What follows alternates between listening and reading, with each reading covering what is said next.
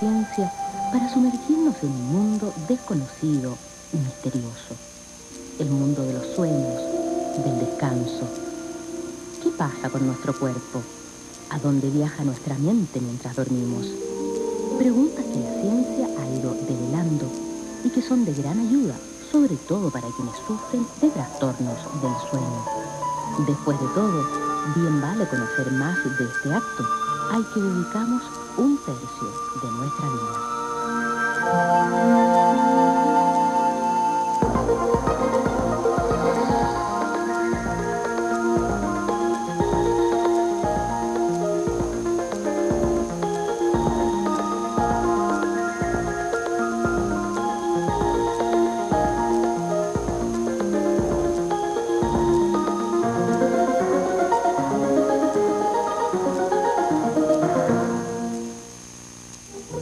Este es un producto que...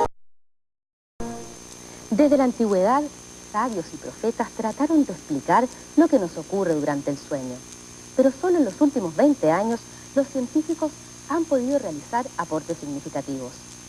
Actualmente existen instrumentos capaces de registrar segundo a segundo lo que pasa con nuestro cuerpo y mente mientras dormimos. Y poco a poco se develan sus misterios. Hoy viajaremos a ese mundo y también conoceremos los avances que existen para ayudar a quienes sufren de insomnio, pesadillas y otras alteraciones que nos quitan el sueño.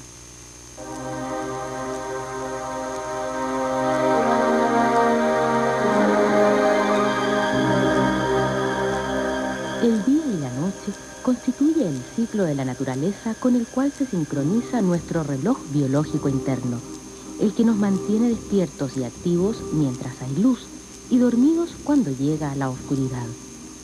Desde el estado fetal hasta el día de nuestra muerte, el sueño es imprescindible. Tanto que cuando éste se inhibe, nuestro cuerpo y mente sufren graves alteraciones.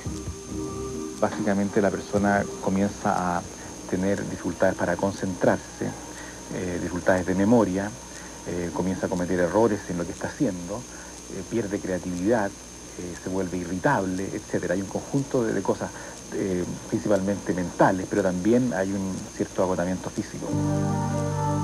Por razones lógicas no se ha experimentado hasta el extremo con seres humanos, aunque sí se ha probado con ratas de laboratorio que la inhibición prolongada del sueño provoca la muerte.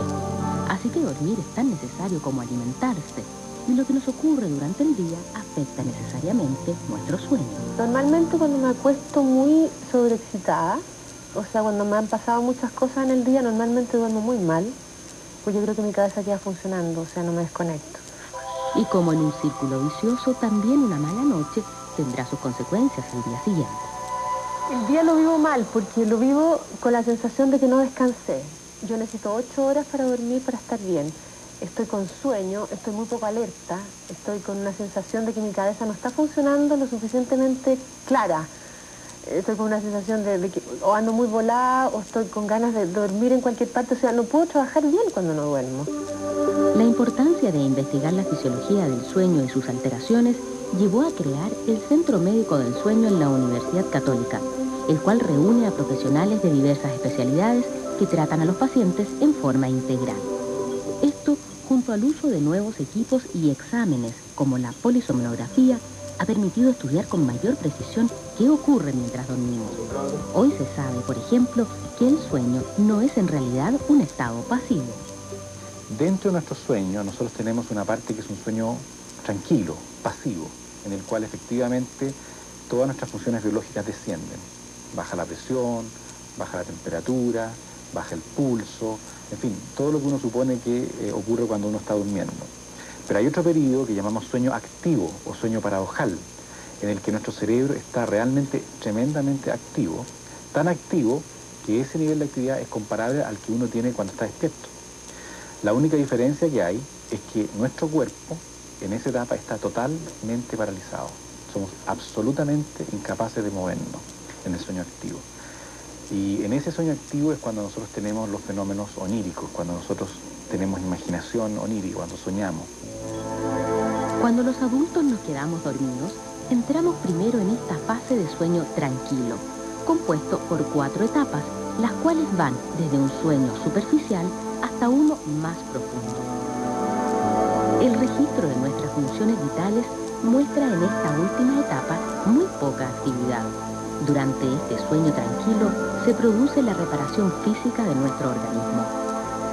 Luego se registra la etapa activa del sueño, también conocida como etapa REM, que en su traducción del inglés significa movimiento rápido de los ojos. Estos movimientos son la manifestación física de que estamos soñando. En este caso, el polisomnograma muestra claramente actividad cerebral. Se cree que la función de esta etapa del sueño sería de reparación psíquica, la cual es un elemento clave para funciones intelectuales y particularmente la memoria. Este ciclo, constituido por etapas de sueño tranquila y luego una activa, se sucede varias veces en la noche y todas son necesarias para lograr un sueño reparador.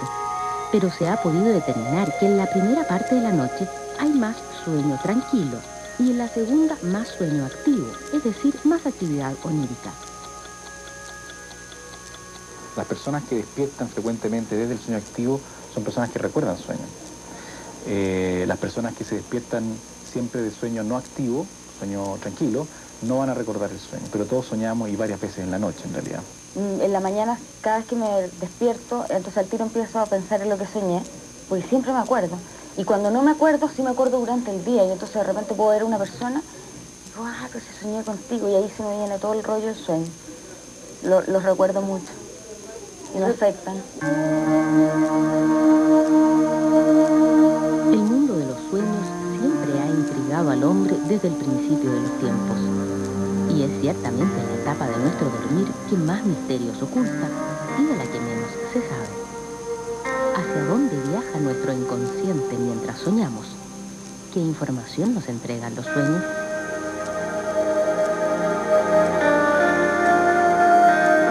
Existen dos formas en la actividad onírica. Una que tiene que ver con contenidos que son muy cercanos a lo que nos está ocurriendo en el momento, ¿ya?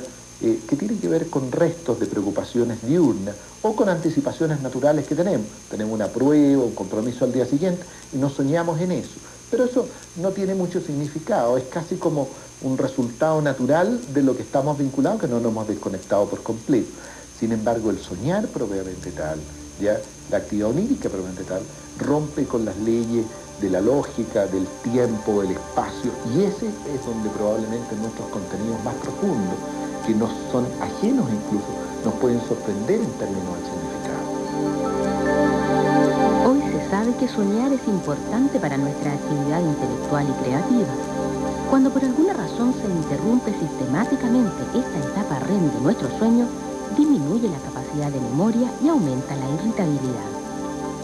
Hay, y eso es muy importante tenerlo en cuenta, sustancias como el alcohol deterioran fuertemente la capacidad de función REM y lo disminuyen notablemente. Es por esa y por otras razones de que el alcohol, que se ha comentado durante tanto tiempo, de que es un buen indicador de restablecer la calidad del sueño, no lo es, ¿ya? Ni siquiera, salvo las etapas muy iniciales, es un buen inductor de sueño. Dentro de nuestros sueños se pueden presentar fenómenos conocidos como parasomnias. Uno de los más típicos es la pesadilla. La actriz Claudia Conserva conoce muy bien las implicancias de este tipo de sueños. Y hubo una época que tuve que ir a ver un especialista porque manipulaba los sueños. Y entonces ya era terrible porque no podía descansar. Y le cambiaba los finales. Como mis sueños en algunos periodos de mi vida son trágicos, entonces si yo moría en el sueño porque alguien me disparaba, yo ponía así como en la tele stop, rewind, retrocedía la imagen y lograba hacer que la bala pasara por acá y rebotara en la pared y no morir. ¿Todo eso era soñando? Todo eso era soñando. Luego empecé a manipular, entonces ahí ya como que me angustié un poco porque la verdad es que no descansaba. La pesadilla provoca una disminución de la eficiencia del sueño. O sea, eso implica un fenómeno muy parecido al del insomnio. El contenido de las pesadillas refleja un estado emocional producto de algún conflicto. Y aunque la interpretación depende de cada caso, hay ciertas emociones, como la angustia, que se manifiestan en sueños bastante característicos. La sensación de caer en un vacío, ya la sensación de ser dañado por otro, ¿ya? El hecho de estar soñando con aguas que lo envuelven, que son muy oscuras, que lo aprisionan, olas, por ejemplo, que lo toman, que lo envuelven, son sueños típicamente derivados de la angustia. Soñaba que salía corriendo desnuda por la Alameda y que todo el mundo me miraba y yo decía, pero ¿cómo estoy pilucha? Y corría y corría y corría. Y obviamente que todos los sueños tienen algún tipo de interpretación que uno le pueda dar. Y correspondía exactamente a un periodo de mi vida en que estaba sumamente sobreexpuesta y que era obvio que me sentía completamente desnuda ante la opinión pública porque toda la gente estaba sabiendo mucho de mí, de lo que estaba haciendo, de mi vida, de las entrevistas y todo. Y me imagino y yo relaciono con eso, ese sueño reiterativo de correr. Finalmente, es la persona la que por lo general hace la conexión entre su sueño y las experiencias de su vida. Pero hay casos en que ciertas pesadillas reiterativas son la manifestación de un conflicto interior muy importante, como el estrés postraumático. Y hoy día sabemos que todas las personas que han estado expuestas a situaciones de violencia, de agresión, de daño, sea por una causa natural como los terremotos, o inferida como es en el abuso sexual, como lo es en situaciones de violencia intrafamiliar, etc., la persona durante la noche, como consecuencia de esta experiencia traumática, revive para cada una de estas patologías. No solo hay un conocimiento mayor, sino que se han logrado diseñar estrategias terapéuticas, tanto psicoterapéuticas e incluso farmacológicas. Todos hemos tenido pesadillas alguna vez, y aunque se dan en cualquier momento de la vida, son más frecuentes en los niños, igual que los terrores nocturnos, aunque con el tiempo ambos tienden a desaparecer. Sin embargo, en los primeros meses y años de vida existen otras alteraciones del sueño muy importantes por la gravedad de sus consecuencias. Hay estudios que indican que ya en la vida intrauterina comenzaríamos a soñar. Después del nacimiento, el niño duerme cerca de 2/3 del día y la mitad de ese tiempo lo pasa soñando. En el grupo de menores de 1 año, 1 de cada 1500 puede presentar un severo trastorno del sueño conocido como muerte súbita. Si bien su causa exacta no se conoce, sí se han identificado aquellos niños de más alto riesgo. Afecta a niños menores de 1 año, por lo tanto, esa es la población de riesgo. Sabemos que afecta más a los niños prematuros, a los niños que han tenido problemas respiratorios en los primeros meses de vida. Sabemos que afecta más a los niños que duermen de posición de guatita en la cuna. Por lo tanto, sabemos que una manera de prevenirlo es poner siempre a un niño menor de 1 año de lado, ojalá en el lado derecho. En este momento hay triángulos que permiten apoyar al niño y evitar que el niño se rode en su cuna. También se sabe que afecta más a hijos de madres adolescentes, que es más frecuente en invierno y entre los 3 y 6 meses de vida. La muerte súbita se produce en niños previamente sanos, pero hay episodios que pueden dar señales de alerta y en esos casos el niño es conectado a un monitor que avisa si se produce alguna alteración mientras duerme. Las indicaciones de monitor, en primer término, está en la huevita que ha tenido lo que se llama casi muerte súbita, o que en literatura médica se llama ALTE, o sea, una huevita que uno la encuentra, la mamá habitualmente, la encuentra pálida, la encuentra con un poquito flácida, sin moverse, que no respira, la moviliza, la reanima y la huevita sale bien adelante. Eso es lo que uno llamaría un episodio de tal riesgo que hasta que esa huevita cumpla 1 año necesitaría un monitor cardiorrespiratorio. Existe otra alteración del sueño en los niños que es importante conocer. Se trata de las apneas, es decir, el cese de la respiración por más de 10 segundos mientras duermen. Este trastorno se da a cualquier edad y en los niños mayores generalmente se manifiesta con ronquidos. El problema es que los niños no duermen bien y esto les trae consecuencias en las actividades del día. Básicamente baja rendimiento escolar, trastornos de conducta, mal incremento de peso. Muchos niños se aplana su curva de peso porque están gastando muchísima energía en respirar que la están derivando de crecimiento. Hay algunos problemas de funcionamiento cardíaco cuando esto no se trata por largo tiempo. Es decir, este corazón está funcionando con más presión contra el tejido pulmonar producto de esta obstrucción. Las causas de la apnea obstructiva en los niños pueden ser exceso de peso, malformaciones o crecimiento excesivo de adenoides y amígdalas. Y por lo tanto se pueden corregir con tratamientos que van desde control en el peso, cambios de posición al dormir o bien cirugía. Lo que también es muy importante de corregir son los malos hábitos que en los niños sanos provocan problemas para dormir o exceso de sueño durante el día. Hemos comprobado que el 90% de los niños chiquititos, entre lactantes y preescolares, tienen la mayoría hábitos inadecuados. En lo más común, diría yo, la ingesta, por ejemplo, que hacen las típicas mamaderas que se prolongan durante mucho tiempo previo al dormir. Esa mamadera que quizá el niño no la necesita, pero los padres se la dan. Lo otro importante, o lo típico, es la pasada de los niños a la cama de los papás. O sea, ¿cuánto le aceptan los padres el llegar a la cama y quedarse en la cama de los papás? La hiperestimulación que tienen los niños en sus dormitorios, el uso del computador, de los juegos de video. Muchas veces los papás, por mejor, y eso lo hacemos por tradición, le contamos grandes cuentos a los niños previo al acostarse, no midiendo quizás la consecuencia que ese cuento, esa historia, pudiera tener en el soñar de ese niño y después tener pesadillas o terrores nocturnos.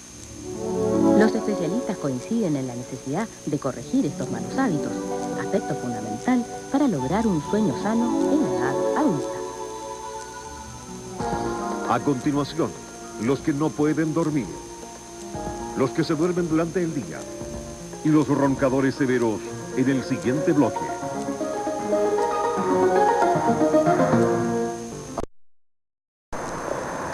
Quienes sufren de insomnio, el trastorno del sueño más frecuente, saben que la noche es sinónimo de angustia por lo difícil que será quedarse o mantenerse dormidos.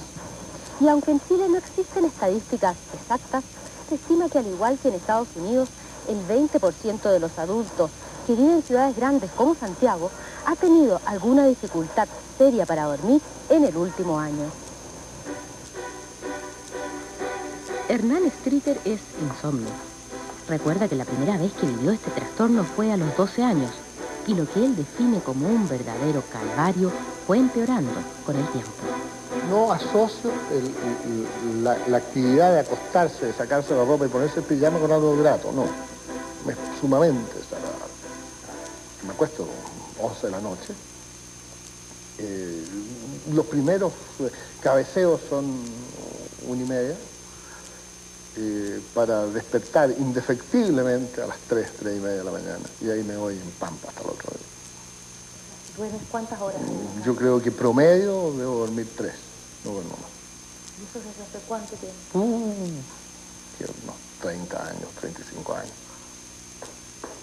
Las noches de insomnio las pasa recorriendo la casa y dándole vuelta a los problemas y preocupaciones del día, que son en definitiva lo que le impide dormir.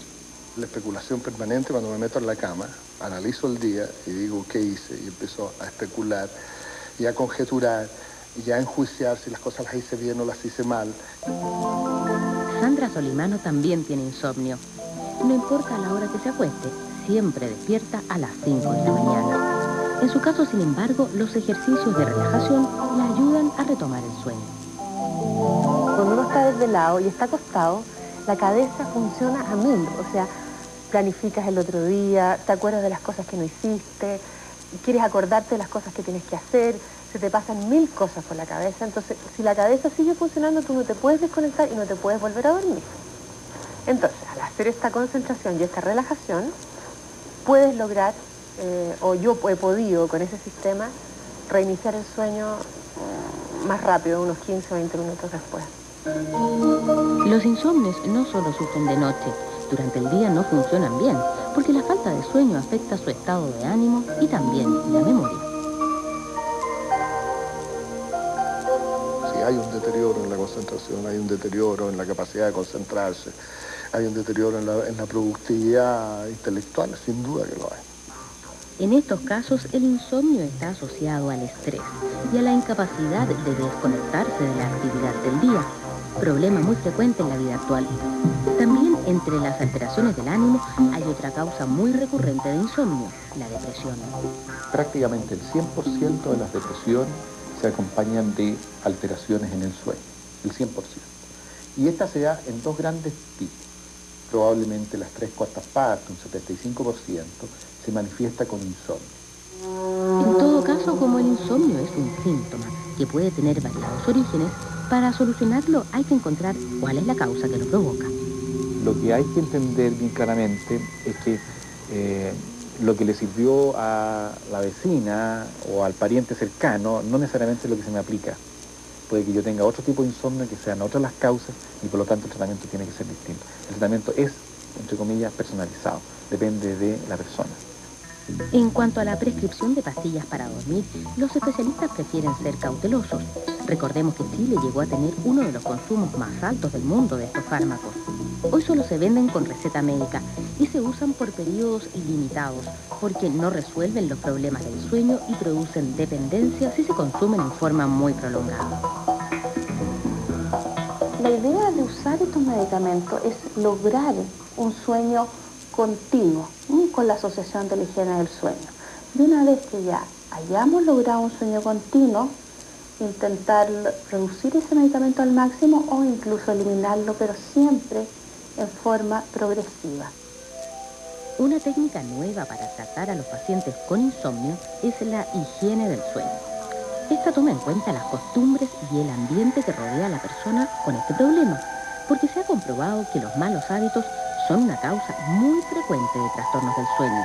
Según estudios de la Universidad Católica, esta técnica resulta efectiva en el 75% de los pacientes. Cuando yo hablo de patrón de sueño normal, tiene que ver con que la persona refiere sentirse muy bien al despertar, la persona refiere que despierta mucho menos por la noche, la persona refiere que ya no tiene sueño durante el día. Es decir, su calidad ha mejorado sustancialmente.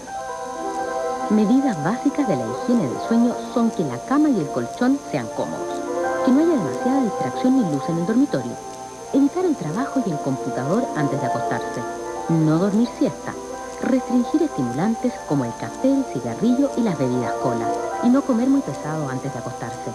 Además, se recomienda ir a la cama solo cuando tenga sueño y fijar una misma hora para levantarse todos los días.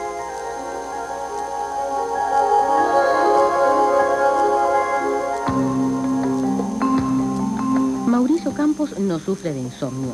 Su problema, por el contrario, ocurre durante el día. Lo que él padece se llama hipersomnia, es decir, somnolencia excesiva en el periodo de vigilia, y es la segunda alteración del sueño más frecuente.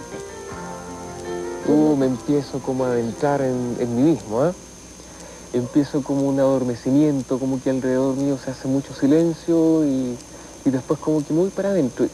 Y ahí sí que no puedo controlar, en el momento en que empiezo como a cerrar los ojos y caigo. Mauricio recuerda que desde que estaba en la universidad ya sufría de este problema. Yéndome de casa a la universidad, me iba en la micro afirmado en el tubo. Entonces apoyaba mi brazo y me quedaba dormido hasta que llegaba a la universidad. Hoy, como sacerdote agustino, Mauricio tiene responsabilidades importantes en su congregación. Pero la hipersomnia incluso lo vence durante la celebración de la misa. Había otros momentos, por ejemplo, en que no he estado presidiendo la Eucaristía yo, sino que he estado concelebrando. Y cuando el padre que preside está predicando, yo me quedo dormido. O sea, sencillamente me quedo dormido y los cabeceos y eso me despierta. La vida de Mauricio incluso ha estado en riesgo de muerte, porque este sueño incontrolable se ha presentado mientras conduce. Porque era un sueño que yo no controlaba y tampoco controlaba la capacidad o la posibilidad de poder yo detener el vehículo. No podía, estaba ahí como pegado y solamente luchaba para no cerrar los ojos. Muchas personas declaran, de las que sufren hipersomnia, quedarse dormida mientras manejan, probablemente cerca de la mitad. Ciertamente es un grupo seleccionado porque son los pacientes que nos consultan, pero es un grupo, es un hecho muy, muy significativo. Las causas de la hipersomnia son variadas. En el caso de Mauricio, los exámenes revelaron que tiene lo que se llama síndrome de piernas inquietas. Esto significa que durante la noche mueve constantemente sus piernas, lo que le provoca microdespertares. Su sueño entonces no es reparador, lo que le causa somnolencia durante el día. Mauricio está en tratamiento con fármacos y ya ha experimentado un cambio positivo. Sí, de todas maneras, un cambio pero radical. ¿Cómo lo notas tú? Porque la cama no se me desarma. Es el primer sensor.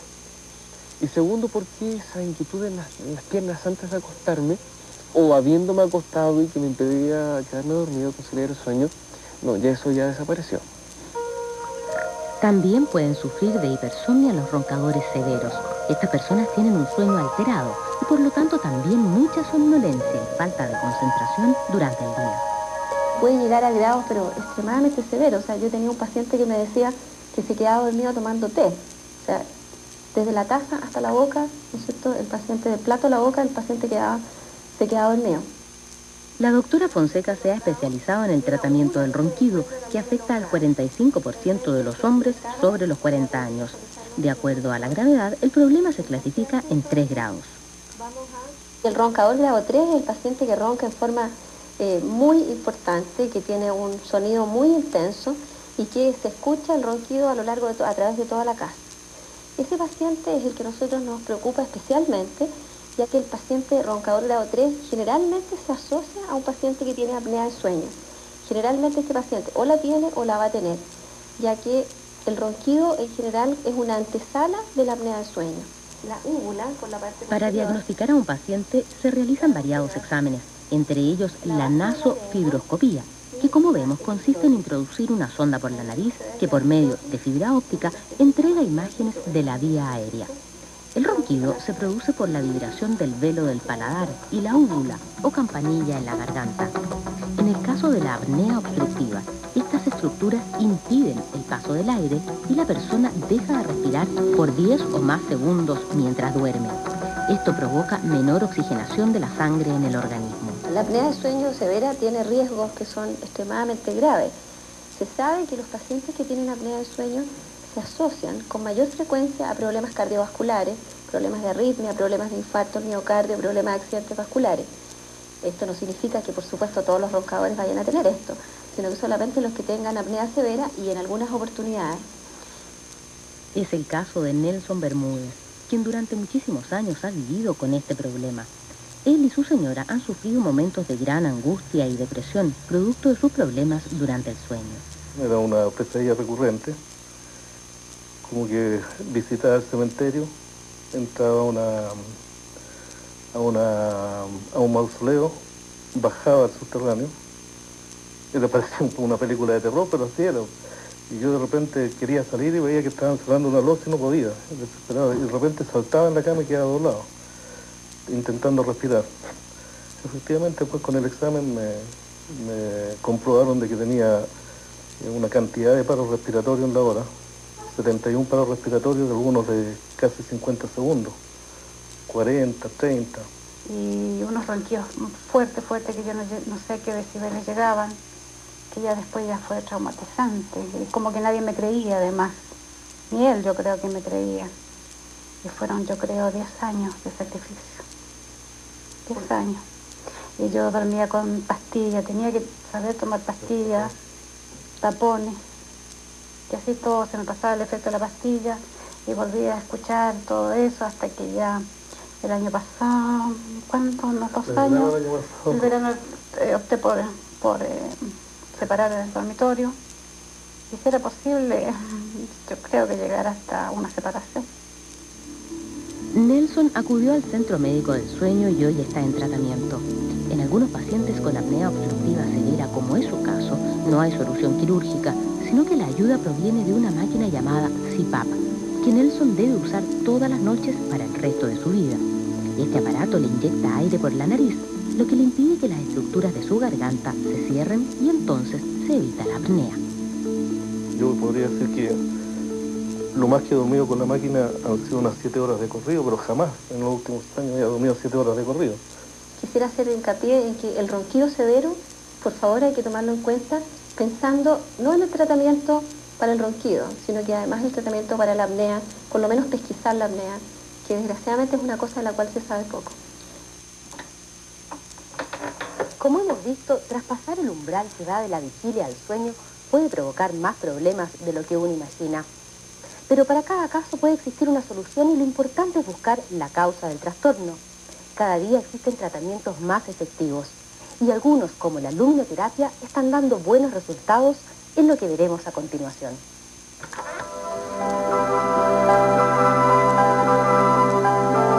Otro de los trastornos frecuentes son las alteraciones del ciclo sueño-vigilia, y que hoy se tratan con la técnica de la luminoterapia. Esta consiste en aplicar una luz intensa en el rostro de la persona para reordenar el ciclo sueño-vigilia. El problema de Claudia Osorio comenzó hace 3 años. Poco a poco empezó a quedarse dormida cada vez más y más tarde. Actualmente logra conciliar el sueño recién a las 6 de la mañana y duerme hasta las 12 del día. Desesperante porque estaba toda la noche que yo hasta lloraba porque no podía dormir y me dolía la cabeza y de repente prendía la luz, me sentaba, iba al baño, hacía cualquier cosa o me daba hambre, comía. La luminoterapia lo que hace es regular el ciclo de sueño-vigilia y ayuda porque lo que hace la luz intensa es que bloquea la secreción de melatonina. El organismo secreta esta hormona al inicio del sueño y está asociada a la oscuridad. Entonces, al inhibir su secreción con luz, los especialistas vuelven a reordenar el ciclo de acuerdo a si está atrasado o adelantado.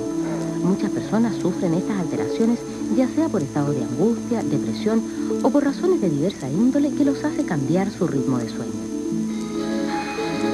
Pues uno piensa que gran parte de la población, y particularmente la población, el adulto joven, y los jóvenes especialmente, durante los fines de semana, hacen transgresiones muy graves al ritmo sueño-vigilia. ¿Ya? Y si usted se da una vuelta a las 3, 4 de la mañana, hay lugares que están tan densamente poblados, o más poblados incluso, que lo que pueden estar durante el día. ¿Ya? Entonces esas personas pretenden retomar rápidamente su ritmo sueño-vigilia y pueden tener graves complicaciones. Lo importante para nosotros, y eso es muy importante para la población que entienda, de que no se trata, el sueño no es un elemento en el cual se recuperan horas durmiendo más, por ejemplo, el fin de semana, o un día pudiendo dormir 24 horas. Eso demora, es un proceso lento en el tiempo. El ser humano es el único capaz de alterar a su voluntad el orden natural del ciclo sueño-vigilia.